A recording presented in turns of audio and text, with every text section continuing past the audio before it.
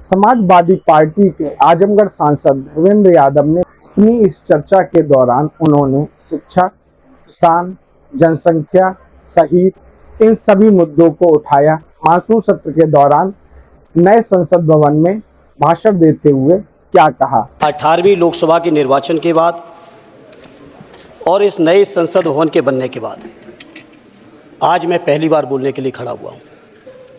आपने मुझे मौका दिया, उसके लिए बहुत बहुत धन्यवाद देता हूँ।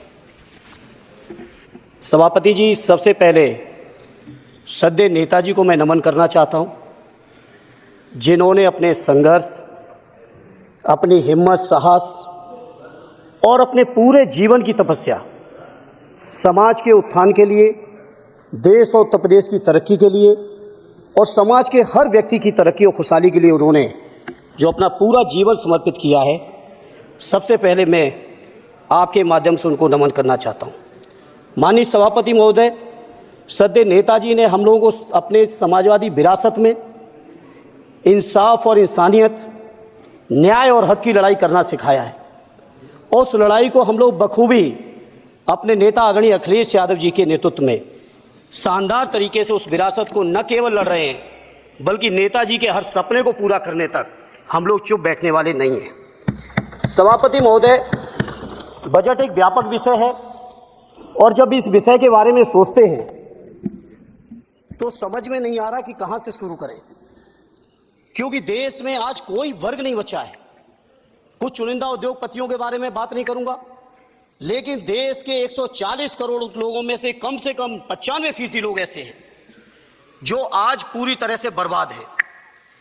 एनडीए की यह सरकार 11वां बजट पेश कर रही है, लेकिन इस 11वें बजट के बावजूद अगर मैं देखता हूं तो समाज की जो गरीबों के लिए सबसे ज्यादा जरूरी चीजें हैं, स्वास्थ्य का है तो स्वास्थ्य 2023 और 24 में बजट घटा दिया है। किसानों का बजट जहां यूपीए के सरकार के समय 2014 तक 5.5 था, वहीं 24 आते आते ये 3.15 रह गया है। शिक्षा का बजट जहां 2013 में 4.77 था, आज 23-24 आते आते ये 2.5% रह गया है। इसी तरह से जितनी भी जरूरी चीजें हैं, सभापति महोदय, मुझे कहने में कोई संकोच नहीं, ये जो बीजेपी की एनडीए की सरकार है, ये सरकार पूरी तरह से गरीब विरोधी, किसान विरोधी, नौजवान विरोधी, बुनकर विरोधी, छात्र विरोधी, दलित विरोधी, पिछड़ा विरोधी, मजदूर विरोधी, जितनी भी अगर उपाधियां दी जाएंगी सभापति महोदय वो कम है। और मैं कोई राजनीतिक भाषण नहीं दे रहा हूं, मैं उदाहरण सहित आपको जब नंबर आए तो बोल देना, और हमें पता है आपका नंबर भी नहीं आएगा आपकी पार्टी को, ये भी पता है हमें। सभापति महोदय, श्रद्धेय नेताजी ने हमेशा कहा है कि चुनाव में या जनता के बीच किया हुआ वादा अगर आप पूरा नहीं करते तो वो भी एक सबसे बड़ा भ्रष्टाचार है, और उस भ्रष्टाचार में अगर किसी ने वर्ल्ड रिकॉर्ड बनाया है तो बीजेपी की और एनडीए की सरकार ने बनाया है। सभापति महोदय, 2014 के चुनाव के समय प्रधानमंत्री जी ने वादे किए कि 2 करोड़ रोजगार हर साल मिलेंगे। स्वामीनाथन जी, जिनको भारत रत्न दिया है, सरकार को मैं धन्यवाद देता हूं, लेकिन वो धन्यवाद अधूरा है जब तक उनकी सिफारिशों को नहीं मानते हो। 2007-8 से लगातार मांग चल रही है देश में कि स्वामीनाथन जी की जो सिफारिश है, किसानों को 1.5 गुना समर्थन मूल्य देने का, एमएसपी की गारंटी देने का, कानूनी हक और अधिकार देने का, उस गारंटी को आज तक नहीं माना, आज तक नहीं माना, आज तक नहीं माना। स्वामीनाथन जी को आज तक नहीं माना। अध्यक्ष जी, डिस्टर्ब ना करिए। सभापति महोदय, मेरा टाइम इसमें काउंट नहीं होगा। आप इधर, अरे यार, बेईमानी से जीता है तो ज्यादा ना बोलो, मालूम है कितने बड़े तीरंदाज हो। इधर बेईमान हो, बेईमान हो, बेईमान हो, बेईमान हो, बेईमान हो। चलो, स्वामीनाथन जी की आपने नहीं मानी, एमएसपी आपने लागू नहीं की। कितनी बढ़िया बातें कि खाद पे हम सब्सिडी बढ़ा रहे हैं, पहले 50 किलो को 45 किलो, फिर 45 किलो को 40 किलो, और मुझे लगता है कि तीसरा कार्यकाल पूरे होते होते केवल 10 ही किलो बचेगा खाद के कट्टे में, इससे ज्यादा नहीं बचेगा। मंडी है कि नहीं बनाई? आत्महत्या इतनी कर रहे हैं किसान, और किसान अगर अपने एमएसपी की मांग करते हैं, हजारों किसान ही दिल्ली की सीमा पर मारे जाते हैं। और आप सोचते हो कि आपकी बात को कोई समझेगा नहीं। सभापति महोदय, नौजवानों को कितना गुमराह किया गया। नौजवानों से कह दिया गया हर साल 2 करोड़ रोजगार। मैं आज सवाल पूछता हूं अपने नौजवानों की ओर से, बताएं भारतीय जनता पार्टी के लोग, सरकार में बैठे लोग, 10 साल आपने राज कर लिया है, आखिर 20 करोड़ नौजवानों को रोजगार कहां है?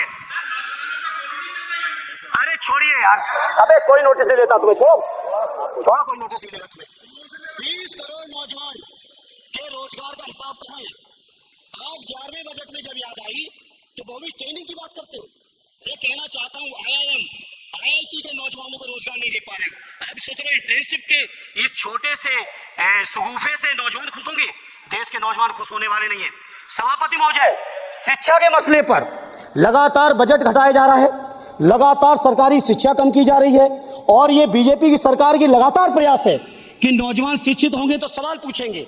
देश की JNU से लेके BHU से लेके MU से लेके जितने बड़े संस्थान हैं, सारे संस्थानों को बर्बाद कर दिया है। एक भी दलित, एक भी पिछड़े, कहीं आपका वाइस चांसलर नहीं है। लगातार जितने भी आपके professor, assistant professor, assistant professor की नियुक्तियों में RSS का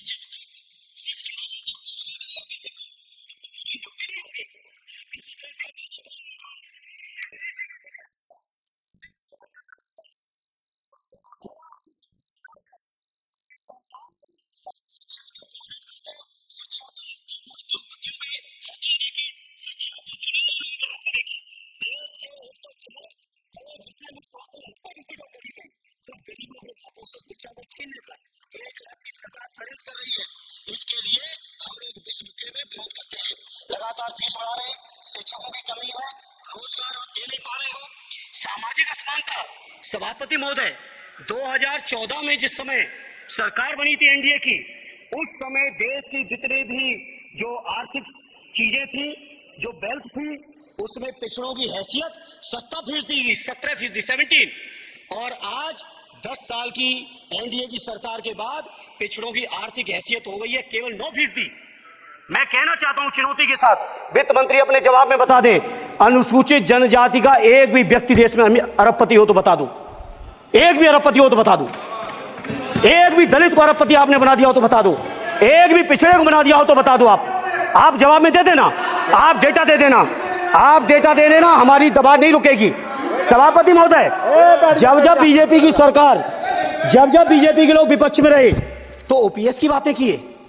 10 साल से आप सत्ता चला रहे हो, 11वां बजट पेश कर रहे हो, पूरा देश आज OPS के लिए, सरकारी कर्मचारी परेशान है, कहीं OPS की चर्चा नहीं है, पुरानी पेंशन की कोई चर्चा नहीं है।